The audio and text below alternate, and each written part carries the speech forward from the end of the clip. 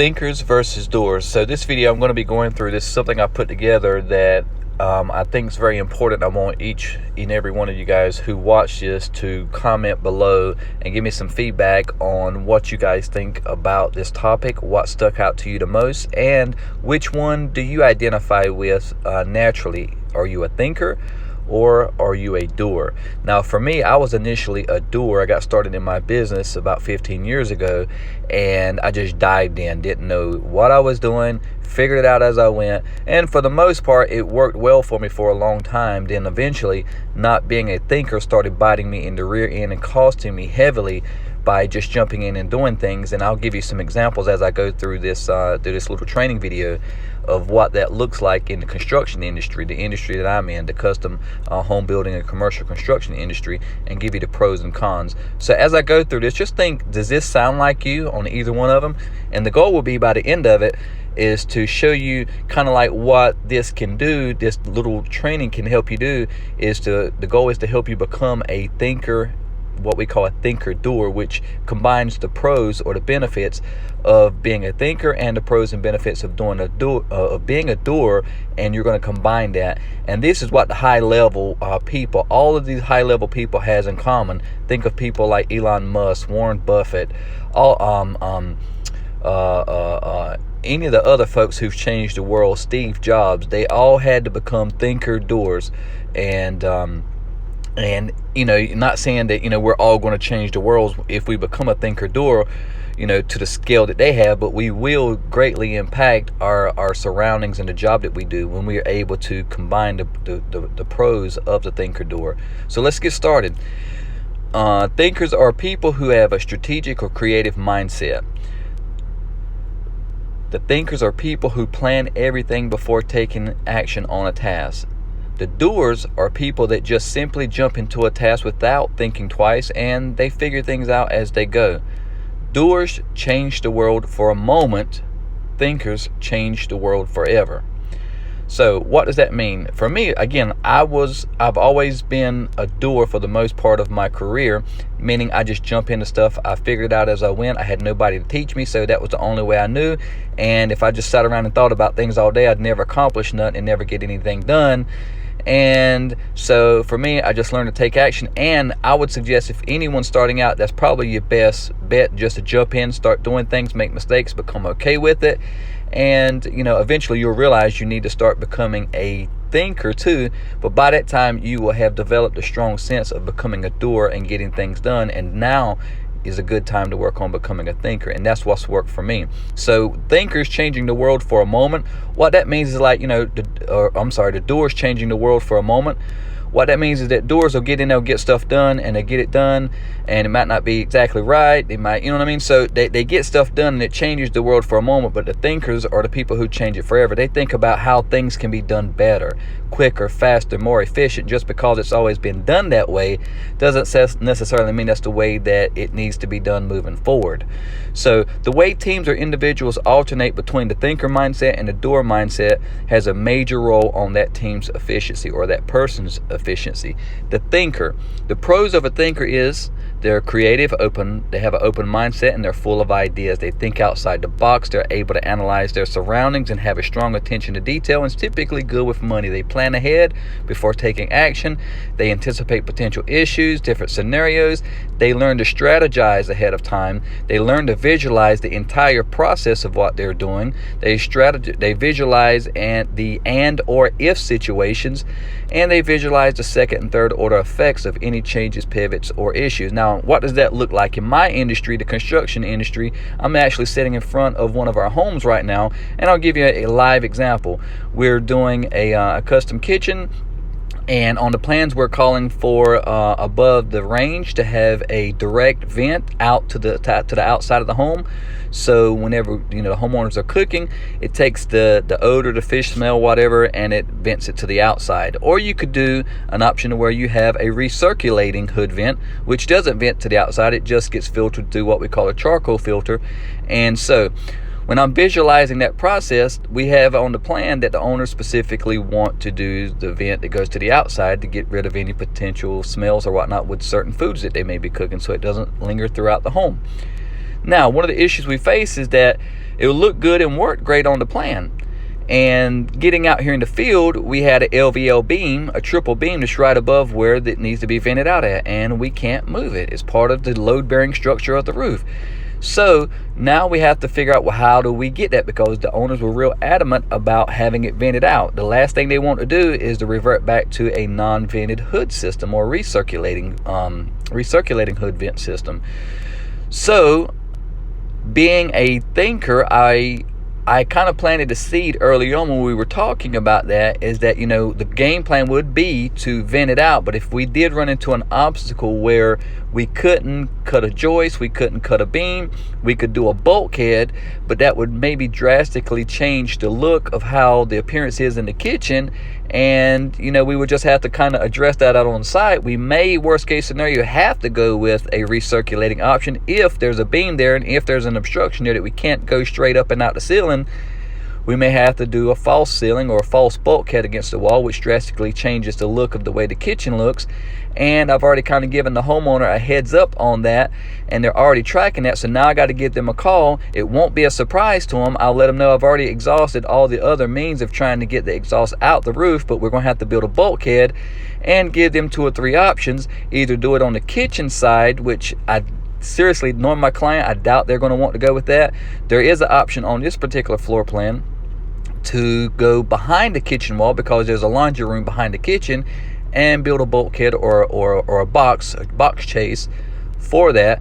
And that'll keep the same look they want in the kitchen, but we're pivoting and changing and putting that hood chase on the back side of the wall, where it's clearly in the mud room and not that important. So knowing my client, thinking ahead, I've already got the game plans with all the and or if scenarios that can be presented.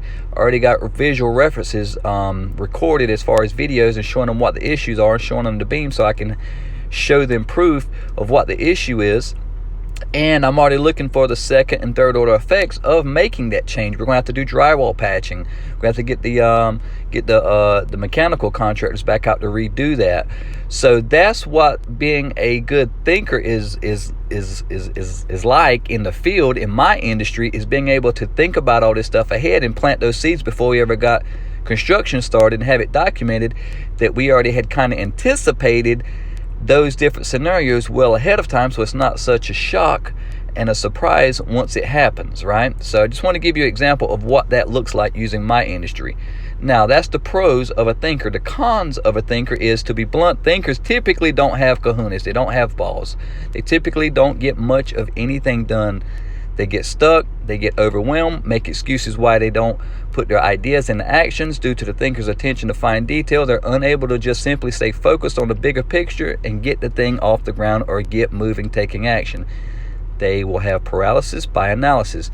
They have fear of making a mistake, fear of making a decision, fear of the unknown.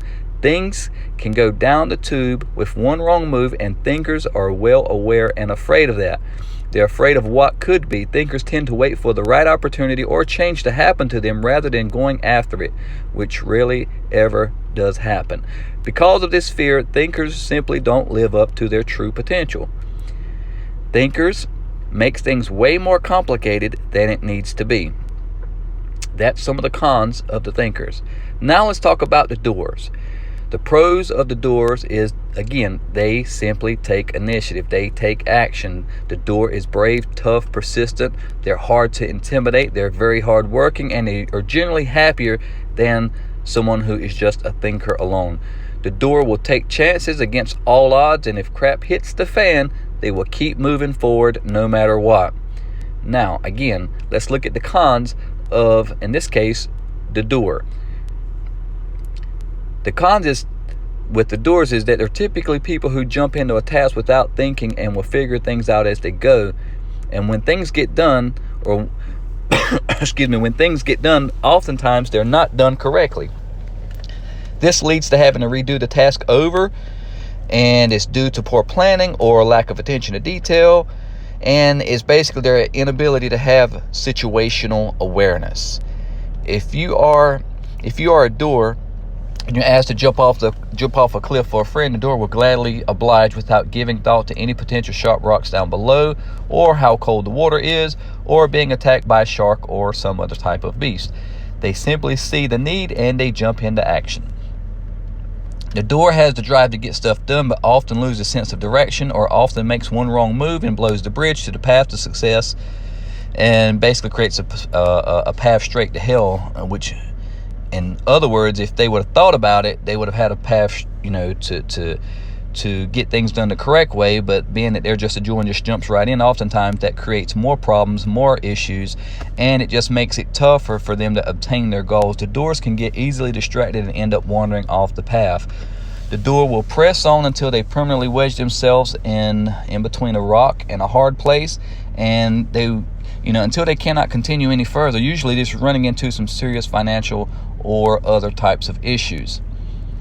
Have you ever noticed someone, like in my industry, it's like, you ever notice someone who's doing a job, they'll show up to a job, they don't look at the plans, they don't plan ahead, they show up, get to work, start getting things done, and realize that they didn't bring the right tool, or they need this tool, so they got to stop what they're doing, go to Lowe's, pick up that tool, spend an hour going there, coming back, while they got a helper there waiting, paying that helper by the hour, or their crew by the hour, or by the job, and to get back, they get started, work another 2 or 3 hours, and realize they're missing another part, or they're missing another material. And then before the day's out, they've had to make 3 or 4 trips to Lowe's, spend half the day or 3/4 of the day just getting things that they needed, and the job that they should have made, say, $2,000 on, they're only going to make $500 on, or if anything, because they spent most of the time going and getting things that they needed that they realized they didn't need. But if they would have stopped, planned ahead, looked at the plans, visualized what they were going to do, and asked themselves, what all do I need to have, and make a list of everything they need to have, or make a list of everything they needed before they started, they would have got to the job and been able to get in and out and been effective, made the money that they needed to make, or more, by being effective and efficient. But they don't, because they didn't plan ahead. They're good doers, but they're just horrible thinkers. And so the idea is this, to help you identify which one you are, and help you learn using this to become the best of both worlds, which is becoming a thinker-doer. So in order to really be successful, you need to have the mind of the thinker, but the kahunas of a doer. You need to have those great, clever ideas and a strategy to back it up. You need to have the drive and determination to get the goal done, and you need to be persistent and tough, along with being smart enough to see the steps ahead of you and the obstacles that are laid before you well in advance. And when you have a strategy and a plan of execution, you simply get to work immediately, and is driven by completing the task. Now that you have a strategy and you have thought ahead, you jump into action then. The balance of heart and mind, and it's essentially the balance of work and play, and all that's needed to stay grounded in life, right? So if you realize you're either a thinker or a doer, know that it's possible, and it should become your goal, is to balance out both qualities and to become great at both being a thinker and a doer. It will take time to break bad habits, and like most things, I assure you, though, it will be worth it, because I've had to learn to do the same thing, and it has literally, helped me keep from getting stuck and always being able to improve myself and help grow the business. So what does a thinker-doer look like? You've seen the pros and the cons of a thinker. You've seen the pros and cons of a doer. Now the goal is to get you here is to become a good thinker-doer. So a good thinker-doer has a creative and open mindset. They're full of ideas. They can think outside the box. They're able to analyze their surroundings. They have a strong attention to detail. They're typically good with money. They plan ahead before taking action. They anticipate potential issues, anticipates the different scenarios that can come up, and they love to strategize. They visualize the process. They visualize the and or if situations, and they visualize the second and third order effects of any changes and pivots and issues that could come up possibly on the job. Now, this is meaning like you're not going to, let me make sure I say, you're not going to be able to anticipate everything. But if you're doing a particular job or career, and it's like things are certain repetitious things, you shouldn't be making the same mistakes over and over and over and over and over, is the idea there. And the thinker-doer simply takes action after thinking of the best strategy. The thinker-doer gets things done and done correctly because they've taken the time to plan things out properly ahead of time, and they visualize the worst case scenarios and the and or if scenarios, and already have a game plan worked out for each of those and or if scenarios. And if something pops up that they didn't plan for, now that they have the skill set to be a thinker-doer, they're able to do this on the fly, think about what it is that just popped up, and use that same strategy of the thinker-doer mindset to solve that issue ahead of time as it pops up. But now they're able to do it on the fly. And this is where you want to be, guys. And so I wanted to create this video to help you kind of like learn that and identify which one are you currently, a thinker or a doer. And then, take a screenshot of this thinker-doer mindset and start thinking how you can become a thinker and type of a doer. How you can start embracing that type of mindset so to help you with whatever it is that you're doing. So if you found this valuable, be sure to subscribe to our YouTube channel. If this is on Facebook, be sure to like our Facebook page, leave a comment below, and let us know which one, where you're at right now. Are you a thinker or are you a doer? And do you think that you can become the thinker-doer? And what benefits do you see of the thinker-doer? And maybe, also let me know what stood out to you the most after listening to this and watching this. Be sure to leave a comment in the comment section below and let me know what you guys think about the video, what stuck out to you, and if you found value in this video. Thank you for watching. I'm Ralph with SoutheasternGeneralContracting.com.